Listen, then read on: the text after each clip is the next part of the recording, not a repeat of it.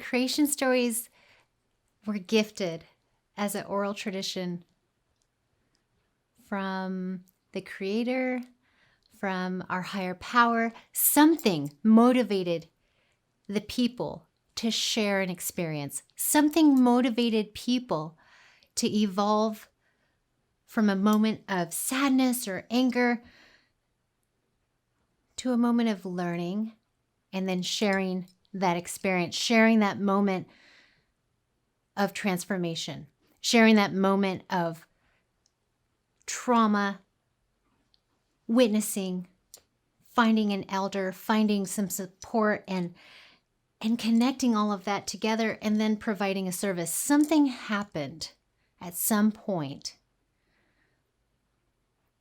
for First Peoples, Native Americans, Indians, Indigenous people to document our stories, to document them as oral tradition, to document them into totem poles, and then take it a step further and host a potlatch, and then take it a step further and share it on a bigger scale. What I want to share with you is a creation story. What I want to share with you is a story that has a trauma that's going to acknowledge a witness to that experience, that's going to acknowledge someone of support, perhaps an elder, that's going to acknowledge giving back, providing a service. This particular creation story is going to have some characters in it. This particular creation story follows a first narrative's context. You can call it protocol. This particular creation story is timeless. You see, this happened way before internet, way before cell phones, before landlines, before radio, before books.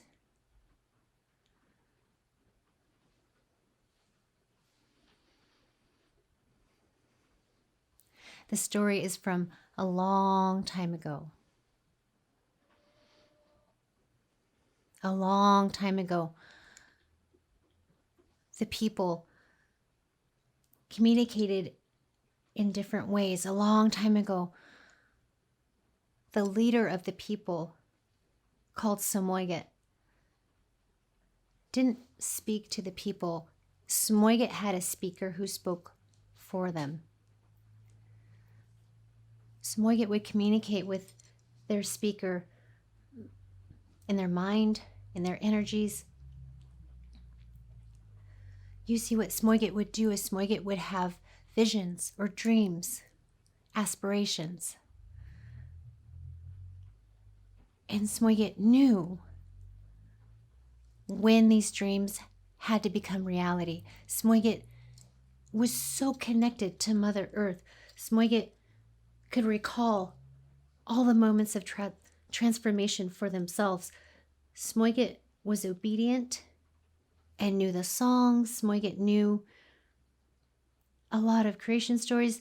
Samoyed understood these ways in order to allow their dreams to become reality. Samoyed let their speaker know.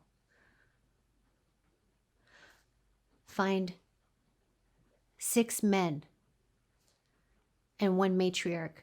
I need these 6 men to be strong physically. I need these 6 men to come from different houses. You see, back then the people, we had houses of our clans. We had houses in order to keep our ways correct. We had protocols for orienting families together. So these 6 men, they had to come from different houses. And the most important thing is, you see, this speaker knew this was the most important thing because it took Smoigit a little bit longer for this request. The final request was that speaker find a matriarch. The final request is that this matriarch knew what it was like to create life. This matriarch knew what it was like to grieve one of the greatest losses. This matriarch knew her songs. She understood her clan societal ways. This matriarch was an advocate. The matriarch had to know certain things. Smoigit took a little bit longer asking for this matriarch. You see, there was 4 houses, and Smoigit didn't say what house she had to be from because he didn't know. But he knew she had to have all these attributes. So speaker went off to the people. Speaker had to ask around who was a strong hunter, who was a strong gatherer, who built these longhouses, who can carry the most weight, who is successful at fishing.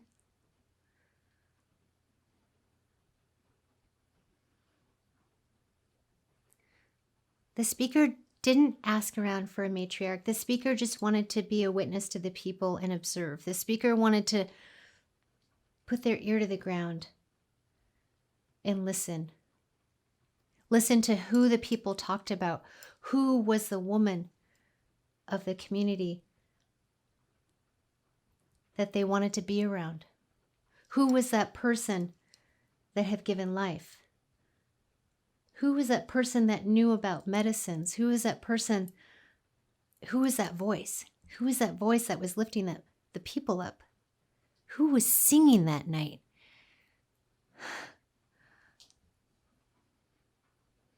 Speaker knew who to find. Speaker listened.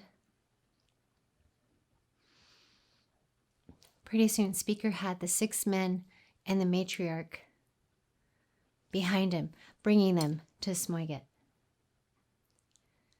Smoigit could feel them coming.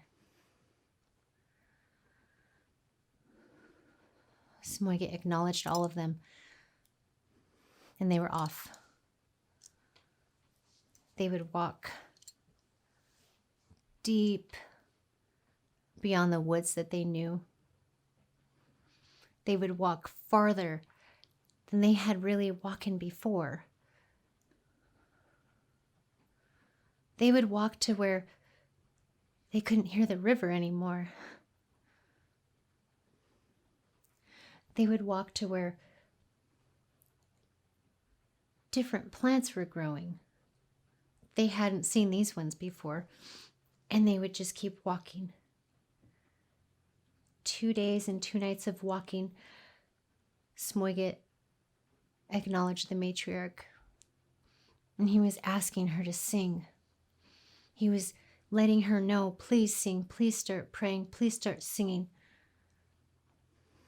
And the 6 men felt like that would be a good idea. We hadn't been here before. The discernment and the reverence was very strong. The steps were taken in caution. The feet were heavy. They were all trying not to be afraid.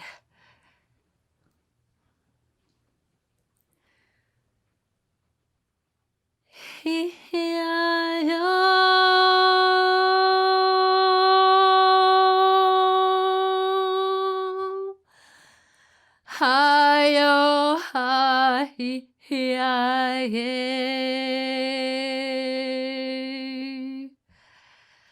Boy, that singing felt good to hear. Boy, that felt good to hear. Every step was a little bit lighter.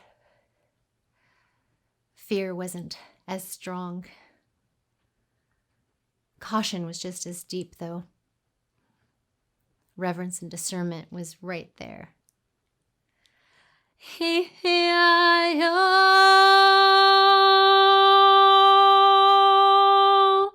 The cedars were getting bigger. The medicines were much more. And they wanted to stop and pick some. They wanted to forage and harvest. And they knew they weren't allowed to. They knew they just had to witness each step. They knew these trees were magnificent.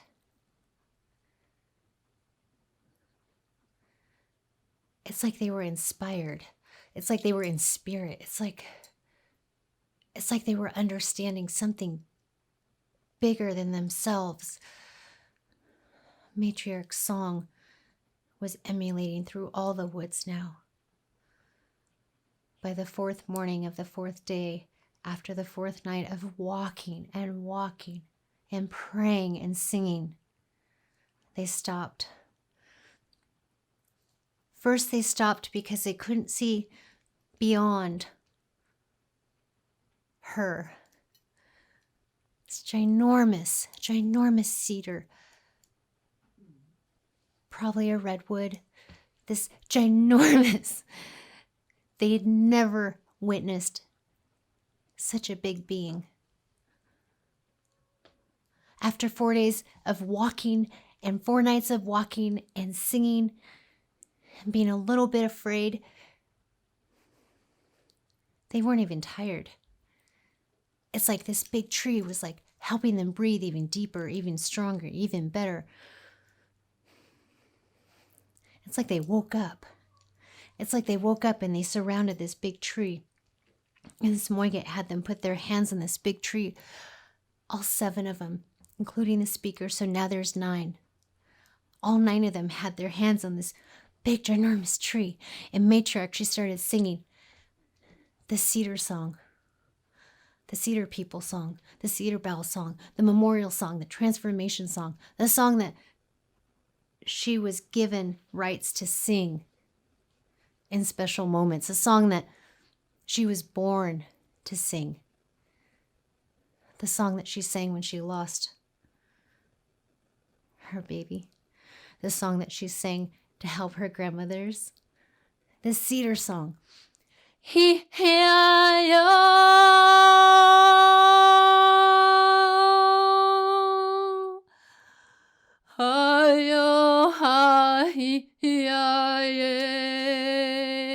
And there was a rumbling, there was a trembling that started to happen.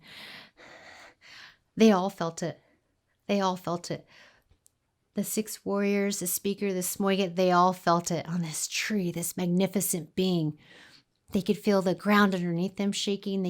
Their hands were shaking. They couldn't tell if it was the tree or if it was them. And there was so much going on, and her voice was so strong. And and then all of a sudden, the tree started to fall. All of a sudden, they had to jump back. They had to jump way far back. It's like they had to run away a little bit. This tree was so ginormous, so big, so beautiful. And she hit the floor. They all left the earth for just a second. They all left the earth for just a second because it was so big.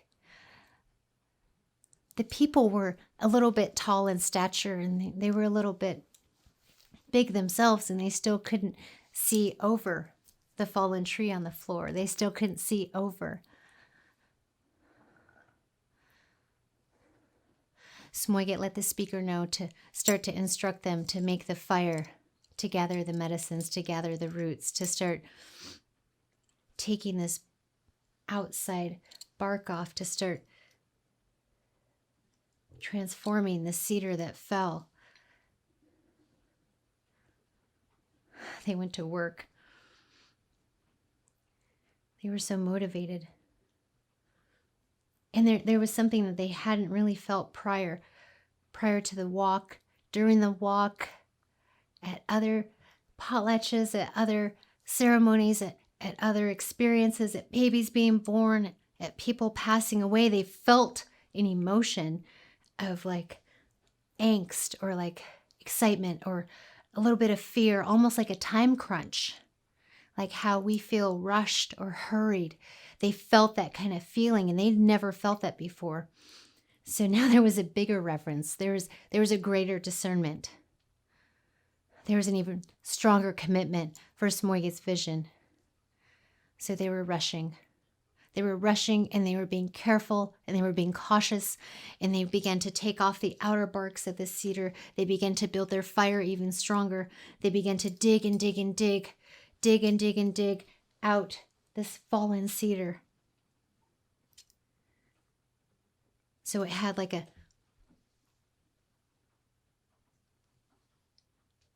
hole, but it didn't go all the way through. Like almost like this big fallen cedar could carry things in her now. It's almost like this big fallen cedar could be used for something different than standing on the forest floor, for something different than helping us with our breath, for something different than clothes and baskets and hats, for something different than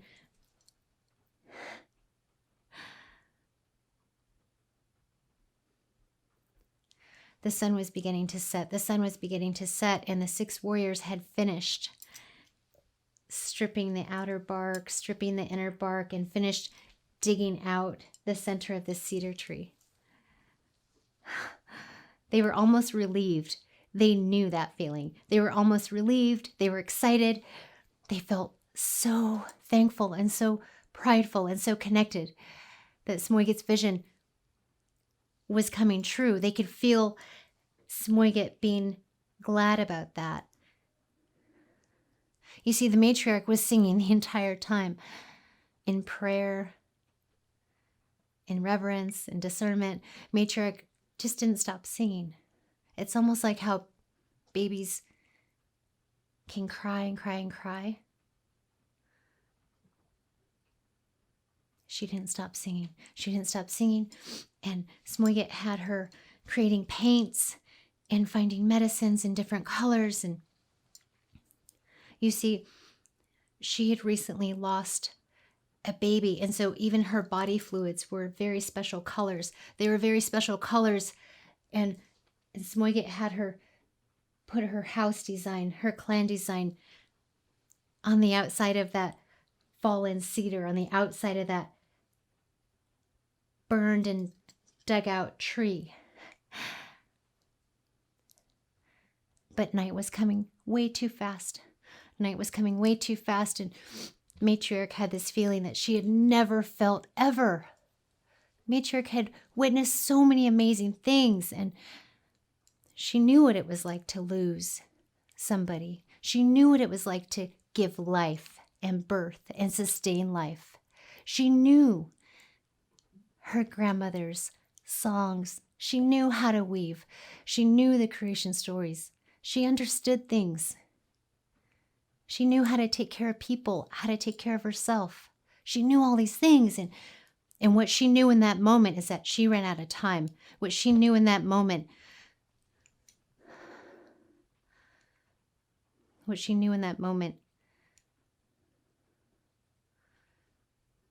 is that she had to sacrifice even more. What she knew in that moment when Smoiget approached the side that she finished putting her house design, her clans on this amazing creation of a fallen cedar.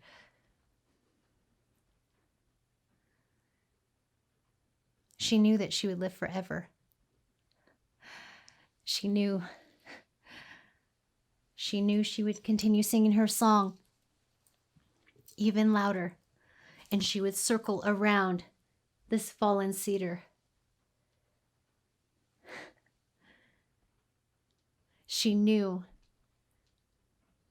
that she would have to give herself to that fallen cedar. She knew that she can take care of the people if she did that. She knew that they would respect her and honor her. She knew. She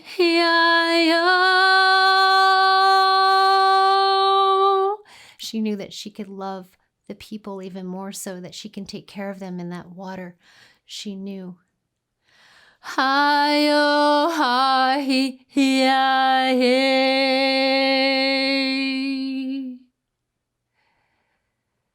She remembered being born. She remembered being in water herself. She remembered carrying life in her water. She remembered sustaining life.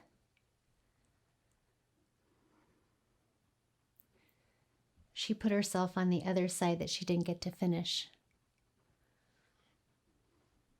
She was gone into that fallen cedar. She became that first canoe. Smoigit and Speaker and the 6 warriors sang her song, picked up that fallen cedar, carried it all the way back through the forest they had only just met, among the medicines that they first very saw. They brought it to the people. They climbed in, birthed her in that water.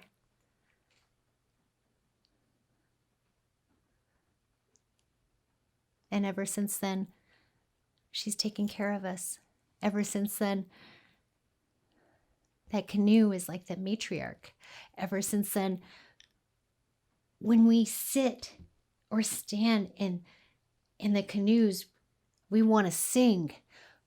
Or if songs are being sung in that canoe, we catch it. We sing along. We might have never heard that before, ever. When we're in that canoe, we might feel love that we've never felt before. When we're in that canoe, in such a big body of water, we can be reminded of being in our mother's womb. We can be reminded of safety, feeling safe in water, because that matriarch sacrifice, because our mother sacrificed for us, being in her water. When we're in that canoe, we're given the opportunity to reconcile, being in her tummy. When we're in that canoe, we get to sing songs that we hadn't sung before, or maybe songs come to us. When we're in that canoe, it's just so special. All the work that was put into the first canoe, all the work that the matriarch had completed prior, all the work that she continues to do. That's the story of the first canoe. And I want to share that kind of story with you because, again, I believe that what we're all experiencing right now can provide us an opportunity to go back, to look at our creation story, to create it. If we're not happy with how life has been since we were born, only we could change that. If we are happy, then let's make it better. Let's create more stories. Let's document them. Let's share them. All the attributes of that matriarch, of the warriors, of the Smoigit, of the Speaker, are true attributes of people, of nature, of the environment, plant people, tree people, crawlers, winged, swimmers. We all have our particular roles and protocols, and this can be an opportunity for us to reflect back on that.